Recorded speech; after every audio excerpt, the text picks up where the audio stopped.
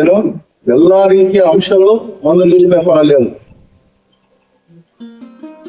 ಏನೇನು ನಡೀತಾ ಇದೆ, ಸಂಗತಿಗಳೇನು, ಘಟನೆಗಳೇನು, ಅವ್ರ ರಿಪೋರ್ಟ್ಸ್, ನ್ಯೂಸ್ ರಿಪೋರ್ಟ್ಸ್.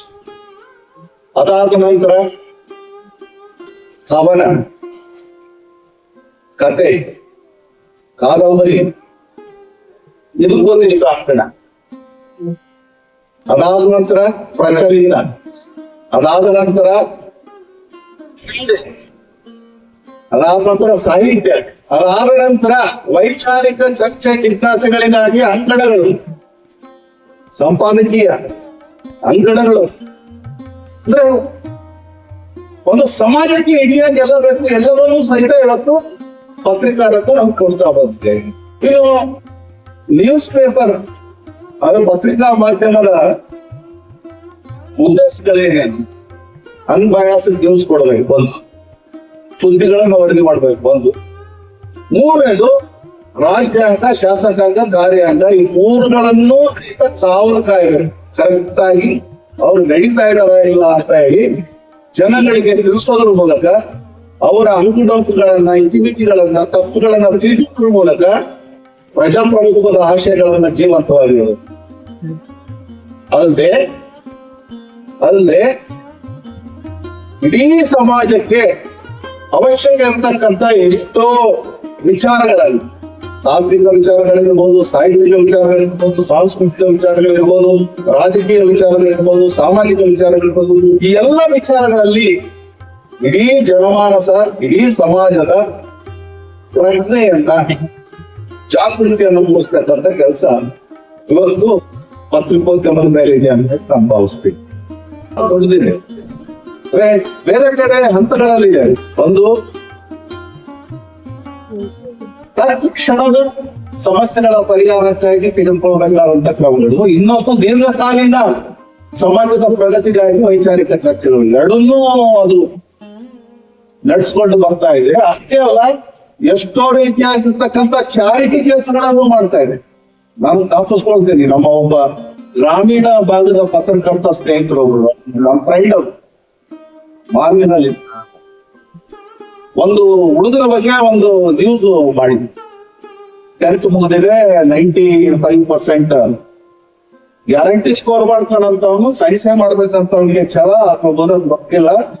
ಹಾಗಾಗಿ ಪಾಸ್ ಎಕ್ಸಾಮ್ ಬಂದ ನೆಕ್ಸ್ಟ್ ಡೇ 2 ತಿಂಗಳು ಬೆಂಗಳೂರಿಗೆ ಕೂಲಿ ಮಾಡಕ್ ಹೋಗ್ಯಾನ, ಫೀಸು ದುಡ್ಕೊಂಬರ್ಬೇಕಂತ ಹೇಳಿ ಅವನ ಒಂದು ಗುಡಿಸ್ಲು, ಅವ್ರ ಅಪ್ಪ ಅಮ್ಮ, ರಿಸಲ್ಟ್ 97 ಬರ್ತಾ ಹುಡುಗ.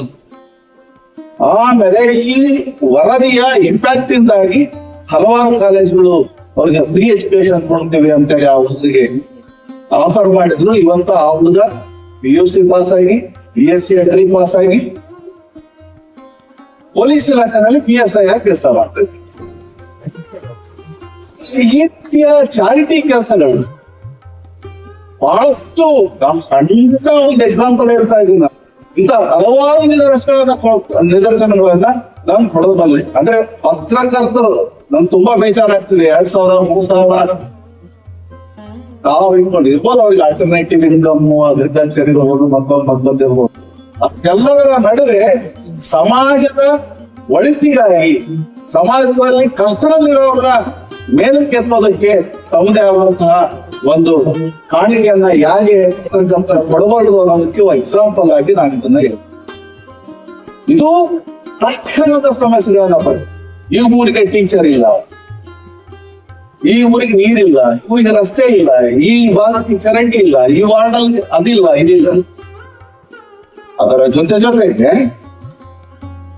ಜೊತೆಗೆ ತಾರ್ಕಿಕ ವಿಚಾರಗಳು ಸಹಿತ ಇಲ್ಲಿ ನನ್ನದೊಂದು ಮಾತು ಏನಂತ ಹೇಳಿದ್ರೆ, ಸಮಾಜದಲ್ಲಿ ಅಂಬೇಡ್ಕರ್ ಅವರು ನಮ್ಗೆ ಬಹಳ ಹೋರಾಟದಿಂದ, ಬಹಳ ವೇದನೆ, ಬಹಳ ತಾಳ್ಮೆ, ಬಹಳ ಜ್ಞಾನದ ಹೋರಾಟದಿಂದ ನಮ್ಗೆ ಸಂವಿಧಾನ ಕೊಟ್ಟು, ಆದ್ರೆ ಅವ್ರು ಕೊಟ್ಟಿದ್ದು ನಿಜ. ಆದ್ರೆ ಅವರ ಆಶಯಗಳೆಲ್ಲ ಈಡೇರಿಲ್ಲ ಅನ್ನೋದು ಎಲ್ಲರೂ ಹೋಗ್ತೀವಿ. ಬಹುಶಃ ನಮ್ಗೆ ರಾಜಕೀಯ ಸ್ವಾತಂತ್ರ್ಯ ಸಿಕ್ಕಿದೆ, ಸಾಮಾಜಿಕ ಸ್ವಾತಂತ್ರ್ಯ ಇನ್ನೂ ಸಿಕ್ಕಿಲ್ಲ. ಆರ್ಥಿಕ ಸಮಾನತೆ ಬಂದಿಲ್ಲ, ರಾಜಕೀಯ ಸಮಾನತೆ ಬಂತು, ಆರ್ಥಿಕ ಸಮಾನತೆ, ಸಾಮಾಜಿಕ ಸಮಾನತೆ, ಸಾಂಸ್ಕೃತಿಕ ಸಮಾನತೆ ಇನ್ನೂ ಅಂಬೇಡ್ಕರ್ ಅವರ ಕನಸುಗಳು ನಡೆಸುವ ಕನಸುಗಳಾಗಿರುವುದಿವೆ ಅನ್ನೋದು ನಾವೆಲ್ಲರೂ ಹೋಗ್ತೀವಿ. ಈ ಸಂದರ್ಭದಲ್ಲಿ ಎಲ್ಲ ಆಶಯಗಳು, ಎಲ್ಲ ಸಮಾಜ ಪರಿವರ್ತನೆ ಮಾಡ್ತಕ್ಕಂಥ ಮಹಾನ್ ಆಶಯಗಳು ಎಲ್ಲವೂ ಒಂದೇ, ದಾರಿ ಯಾವುದೇ ಇರಲಿ. ಆದ್ರೆ ನಾವು ಇವತ್ತು ಐಡೆಂಟಿಟಿ ಕ್ರೈಸಿಸ್ಗೆ ಸಿಗಬೇಕು, ಅಸ್ಮಿತೆಯ ಕಾರಣಕ್ಕಾಗಿ ನಾವು ಅವ್ರ ಜೊತೆ ಸೇರಲ್ಲ, ನಾವು ಇವ್ರ ಜೊತೆ ಸೇರಲ್ಲ ಅಂತೇಳಿ ನಮ್ಮಲ್ಲಿ ವಿಘಟನೆ ಆಗೋದ್ರಿಂದ ಕೆಲವೊಂದು ಪಟ್ಟಭದ್ರ ಹಿತಾಸಕ್ತಿಗಳು ತಮ್ಮ ಮೇಲೆ ಬೇಯಿಸಿಕೊಳ್ತಾ ಇದ್ದಾರೆ. ಈಗ ಈ ಕೆಲಸ ಮುಂದೆ ಸಾಗುತ್ತೆ ಅಂತಕ್ಕಂಥ ಒಂದು ಆತ್ಮವಿಶ್ವಾಸದೊಂದಿಗೆ ಮತ್ತೆ ಜೊತೆಗೆ ಪತ್ರಕರ್ತರ ಸಂಘದಿಂದ ಪತ್ರಕರ್ತರ ಸಮಸ್ಯೆಗಳನ್ನು ಬಗೆಹರಿಸ್ತಕ್ಕಂಥ ಕೆಲವು ಅವರ ಹಲವಾರು ಡಿಮ್ಯಾಂಡ್ಗಳಿದ್ದಾವೆ. ನನಗನ್ಸುತ್ತೆ ಗವರ್ಮೆಂಟ್ ಈ ಗ್ರಾಮೀಣ ಭಾಗದ ಪತ್ರಕರ್ತರಿಗೆ ಇವತ್ತು ಏನೋ ಮಹಿಳೆಯರಿಗೆ 2,000 ಗ್ಯಾರಂಟಿ ಅಲ್ವಾ, ಗ್ಯಾರಂಟಿಗಳಲ್ಲಿ ಪತ್ರಕರ್ತರಿಗೂ ಒಂದು ಗ್ಯಾರಂಟಿನ ಅವರು ಘೋಷಿಸಿದ್ರೆ ಒಳ್ಳೆಯದು. ಹಾಗಾಗಿ ಅದು ಅವಶ್ಯಕತೆ ಅಂತ ನನಗನ್ನಿಸ್ತದೆ. ಈ ರೀತಿಯ ಹಲವಾರು ವಿಚಾರಗಳನ್ನ ಪತ್ರಕರ್ತರ ಸಂಘ ಇನ್ನು ಚೆನ್ನಾಗಿ ಯೋಚನೆ ಮಾಡಿ ಸರ್ಕಾರದ ಮುಂದೆ ಪ್ರಸ್ತಾವಿಸಲಿ ಅಂತ ಹೇಳಿ ಕೇಳ್ಕೊಂಡು ಪ್ರೀತಿಯಿಂದ ನನ್ನನ್ನ